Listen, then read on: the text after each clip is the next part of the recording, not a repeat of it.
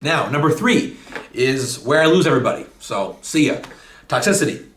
Toxicity is one of the most widely celebrated, critically acclaimed, and commercially successful metal releases of all time. I mean, I was going to say 21st century, but of all time works too. You get the point. And I know saying this makes me the bad guy, but a big chunk of this album's critical stature is purely attributable to context.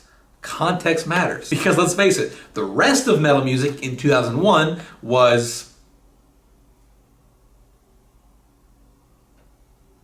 And even now, a big chunk of the appeal of this album is listening to it and just going, wow, System of a Down were so unique and so different from the rest of metal music at that time in 2001. And that's true. This is a difficult album to categorize. It's way too nuanced to be a nu metal record. I know Scott Ian from Anthrax has said it's a thrash metal record. I totally disagree with that. But that fusion of nu metal and thrash metal and alt metal and a little bit of hard rock is what made this album so special to so many people. But frankly, when you really dig into the meat of the track list here, some of System of a Down's most relentlessly repetitive material is on this record. If I'm gonna get a headache from a System of a Down record, it's gonna be this one. Again, listened in full, because if one of my favorite songs on this record comes on, I'm fucking psyched as anybody. But material on here like Bounce, which is, by the way, is the perfect example of the kind of song you should never play for a non-metal fan trying to get into the genre. Jet Pilot, same issue there. And this is not even to touch on some of the melodic attempts that fall flat, like the song Forest. And that's why when I say there was a creative